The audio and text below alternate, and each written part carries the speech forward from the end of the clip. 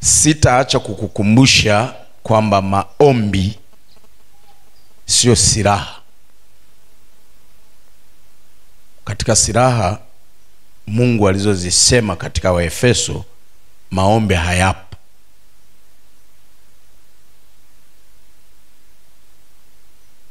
Ila maombi yanakujenga wewe, yanakuimarisha wewe, yanakufanya wewe uwe imara. Sema amen.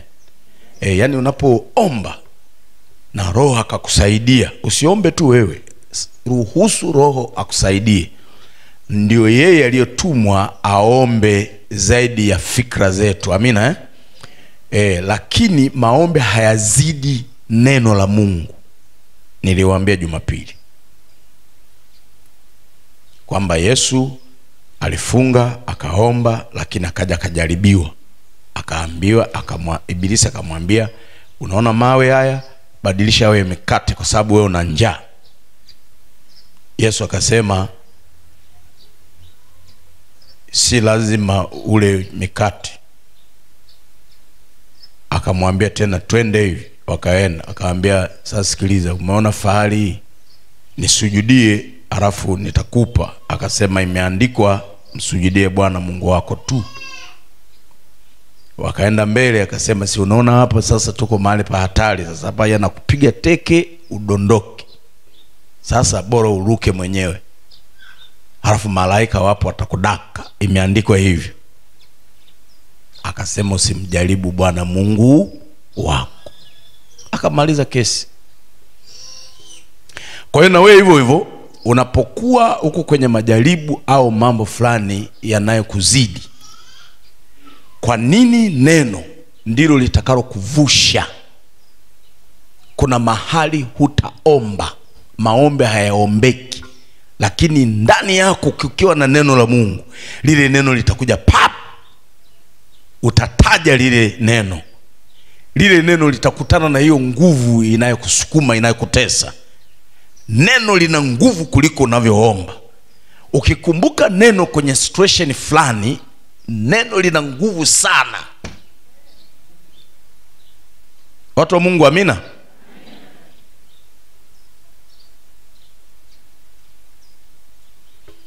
Leo tunaendelea mwendelezo wa somo letu. Linasema kwenda kutembea katika njia ya Mungu. Kwenda au kutembea, vyote ni sawa. Kutembea katika njia ya Mungu, za Mungu, kuzijua na kuziishi. Hicho ndo kichwa cha habari kikuu. Lakini leo tunaenda kuona nini?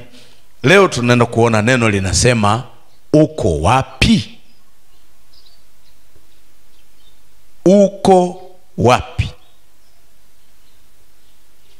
Tunajifunza habari za kutembea katika njia ya Mungu. Lakini wewe uko wapi? Uko katika hiyo njia au umeshatoka? Watu wa Mungu, amina Somo la leo linasema uko wapi? Uko wapi? Sasa kusudi la kutembea kunako njia za Mungu ni kurudi kunako asili ya uumbaji. Yaani hili somo lengo lake kubwa, hili somo, nia ya hili somo ni kumfanya mwanadamu arejee kunako nafasi Mungu aliyomuumbia. Kwa nini? Mungu alimuumbia nafasi, au alimuweka kwenye nafasi mwanadamu, nafasi ya ushindi, nafasi ya kushinda, nafasi ya kufanikiwa, nafasi ya kufurahi, nafasi ya kustawi. Mungu hakumuumbia mwanadamu katika akamweka kwenye nafasi ya mateso, ya huzuni, machungu. Sasa tunapotembea kunako njia za Bwana, ndipo tunapata nafasi ya kurejea, kurudi kunako uumbaji wa Mungu, kunako pale nafasi aliyotuwekea Mungu. Yako mambo matatu katika kutembea na Mungu. Kuna mambo matatu nimeyaona yanawakwamisha watu, hawatembei, hawaendi ile spidi Mungu anayotaka. Jambo la kwanza au kitu cha kwanza huwa kinawakwaza watu, kinawazuia, ni kama kizuizi. Kitu cha kwanza ni mateso au kuteseka. Watu wanaogopa sana kuteseka. Watu wana hofu sana ya mateso. Kitu cha kwanza ni mateso au kuteseka. Namba 2, maumivu au kuumizwa.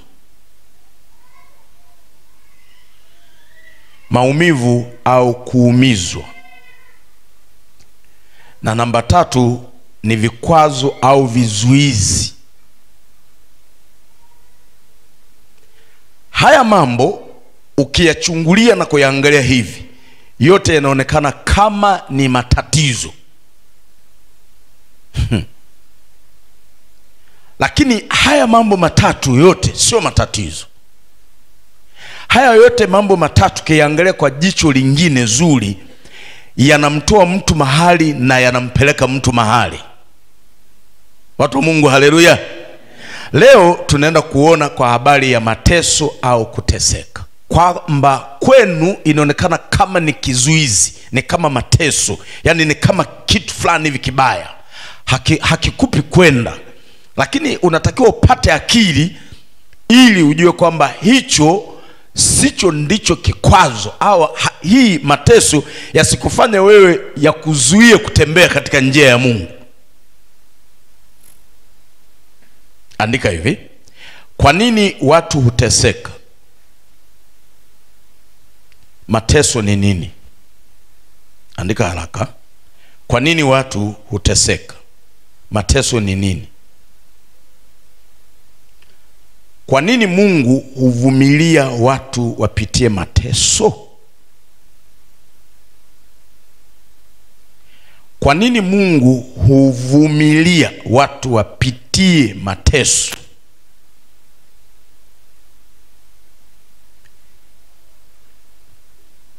Anavumilia kwa sababu alimvumilia hata mwanae Yesu alipitia nini? Mateso.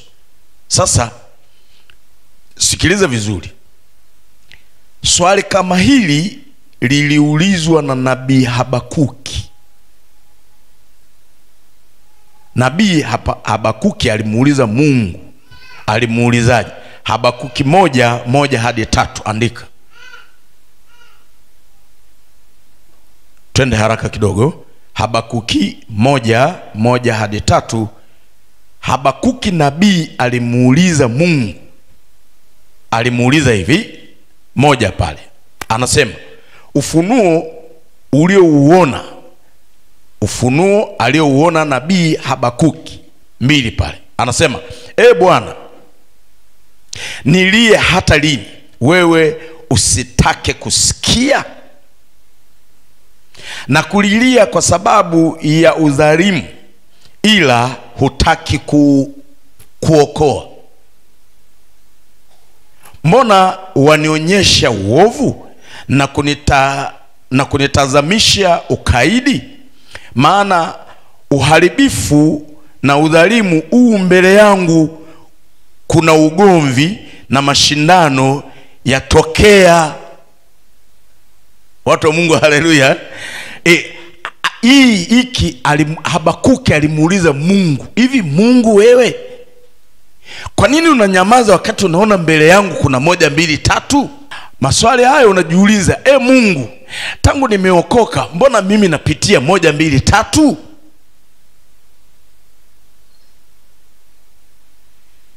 Sikiliza. Mungu akamjibu. Mungu akamjibu. Habakuki 2:1 hadi 3. Habakuki 2:1 hadi 3. Anamjibu hivi. Bwana akamjibu akasema,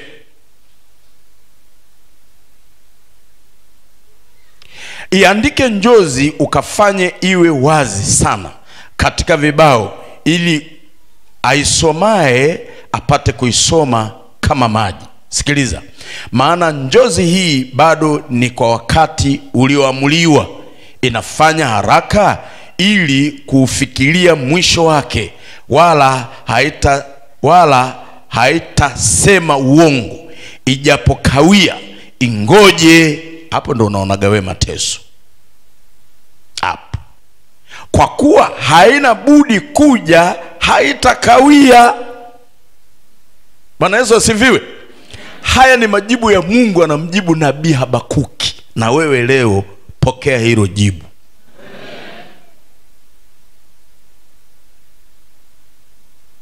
Una maswali wewe,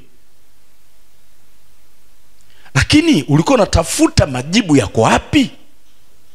Mungu anasema hivi, sikia nikwambie wewe mwanangu, mimi sina shida. Hicho nachotaka kiandiki, kiwe wazi, kibainishe, kieleweke. Halafu anasema hivi, hakika hicho utakachokibainisha kitakuwa, hata kama kitachelewa. Haleluya. Hata kama kitachelewa. Gari yako ile ipo, nyumba yako ile ipo, afya yako ile ipo, wewe ipo, wala haitakawia, itakuja. Ila wewe unasema inakawia.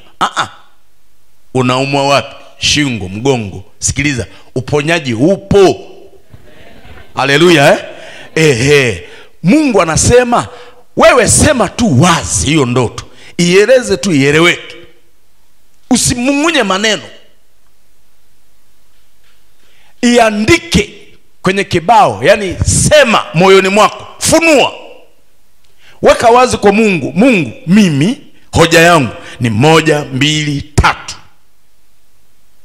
Habakuki alipeleka hoja na Mungu akarudisha majibu ya hoja hii hapa. Anamwambia acha mashaka.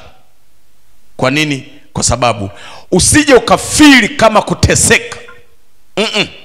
Hauteseki. Ni kama kuteseka katika ubinadamu, lakini huteseki. Amina hauteseki. Mungu ni pendo, anatupenda sana sisi. Mungu anatupenda sana. Katika kile kitabu cha Petro wa kwanza 5:6-7, Petro wa kwanza 5:6-7 nasema hivi, basi nyenyekeeni chini ya mkono wa Mungu ulio hodari, ili awakweze kwa wakati wake. 7, huku mkimtwika yeye fadhaa zenu zote, kwa maana yeye hujishughulisha sana kwa mambo yenu. Mungu anachukia watu kuteseka. Hiyo ndo asili yake. Mungu anachukia watu kuteseka.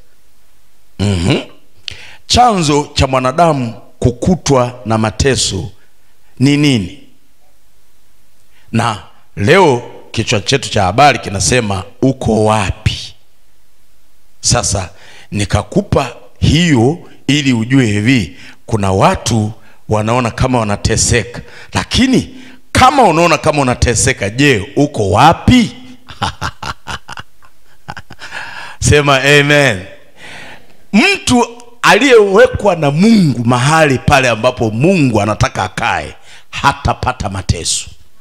Hata kama ukipitia hayo unayopitia, hutajisikia mateso, utajisikia wepesi wa mambo. Haleluya, watu wa Mungu. Unapitia kwenye mambo fulani, lakini hutajisikia kama unateseka. Hapa naeleweka? Ngoja kwanza nikwambie. Yani mnaweza mkapitia kwenye changamoto moja, huyu anacheka, huyu amenuna, huyu analia. Changamoto hii inategemeana na nini? Wewe uko wapi? Rose, uko wapi? Uko wapi? Uko wapi ulipowekwa na Mungu? Wapi nilipowekwa na Mungu mimi? Si nimewekwa Bunjubi naka. Sio hivyo. Ngoja. Andika Mwanzo kitabu cha Mwanzo. Nataka niende na nyinyi polepole hapo muelewe. Kitabu cha Mwanzo 3:9 anasemaje? Anasema hivi, Mwanzo 3:9 anasema, Bwana Mungu akamuita Adamu akamwambia, uko wapi? Sikiliza vizuri sana.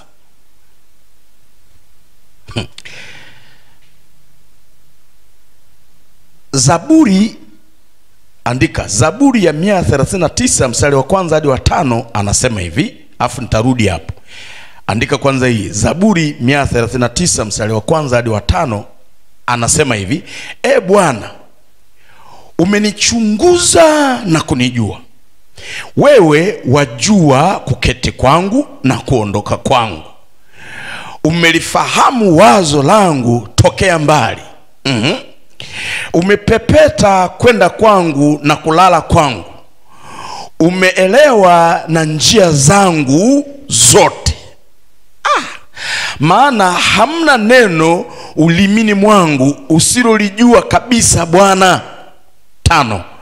Umenizingira nyuma na mbele, ukaniwekea mkono wako. Kanisa, Bwana Yesu asifiwe.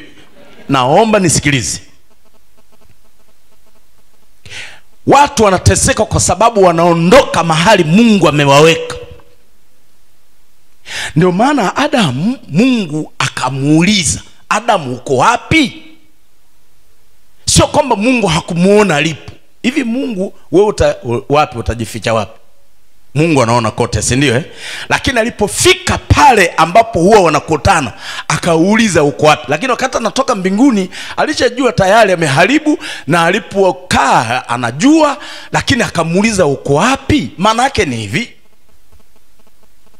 wapendwa nyinyi mnaonisikiliza, tunaposema kutembea katika njia za Mungu, maana yake Mungu anakuweka kunako utaratibu wake. Wewe ukiziacha taratibu za Mungu, sheria za Mungu, wewe ukiuacha utakatifu wa Mungu, unakuwa umeondoka pale Mungu alipokukusudia kuwepo. Sasa kama haupo, ndipo Mungu anauliza uko wapi?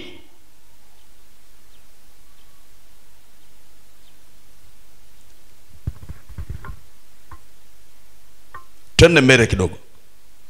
Yeremia 23:24 anasema. Yeremia 23:23 hadi 24 anasema, mimi ni Mungu aliye karibu, asema Bwana. Mimi si Mungu aliye mbali. Je, mtu yeyote aweza kujificha mahali pasiri nisimuone? Unaona huyu Adamu alivyokuwa akili yake na yeye. Asema Bwana, je, mbingu na nchi hazikujawa nami? Asema Bwana. Wapi utakaa yeye asione? Utatenda nini Mungu asijue umefanya nini? Ndo maana yake. Kwa hiyo usije ukajificha katika matendo. Usije ukafanya kitu kadhani kwamba Mungu haoni. Katika kufanya tofauti na kusudi la Mungu ndipo unaingia kwenye mateso. Na utajisikiaje una mateso? Ni kwa sababu hauko kwenye njia za Mungu. Na kwa sababu hiyo, hata kama litapita changamoto ndogo, itakuumiza. Sasa chunga sana.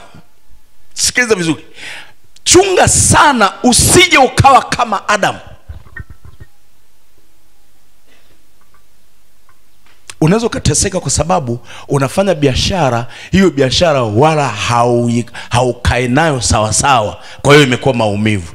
Unaweza ukawa unateseka na ndoa kwa sababu huyu mmeo huyu mkeo haujakaa naye sawa sawa, imekuwa kwako ni maumivu. Unaweza ukawa ukai vizuri na watoto kwa sababu ya hayo yaliyotokea, au watoto wanaweza kawa maumivu. Mungu anataka hivi, rudi kwenye njia, kaa kwenye njia, ili akikuangalia akuone upo, hata kuuliza uko wapi. Kweli uko kwenye wokovu? Au siku nyingine unajichomoa kidogo? Rudi, uko wapi? Hilo ndilo swali Mungu anauliza leo. Anasema, hao watu wako wapi? Mbona sauti yako naiona kama iko bondeni? Mtu wangu uko wapi? Mungu wa mbinguni uko wapi? Biashara yangu hii, fungu la 10 utoi kwenye hiyo biashara. Yuko wapi Mungu? Mungu yupo. Kwani si nimeshawafundisha yupo kila mahali, si ndio? Anaweza yote, anajua yote, yuko kila mahali. Kwa hiyo popote pale wewe, yeye yupo. Tatizo wewe umetoka wapi? Kwenye kusudi lipi? Hicho unachofanya unafanya kinyume. Kwa hiyo hayupo na wewe. Kwa hiyo hata kuimuita haitiki. Kwa nini? Hauko pale alipokuacha. Yaani haufuata anachosema, hautendi anachosema, uko kinyume na utaratibu wake. Yeye anakuwepo katika utaratibu wake, yeye anakuwepo katika sheria zake, yeye anakuwepo katika anachosema. Uko nje na anachosema hapa, hamwezi kuonana. Kila siku utakuwa unamtafuta tu. Mungu atafutwi, Mungu anazingatiwa. Haleluya. Yaani Mungu atafutwi, Mungu anataka tuuzingatie. Mtu mzingativu Mungu huwa anamuona muda wote, muda wote. Yaani yeye yupo. Watu wa Mungu, amina. Haleluya.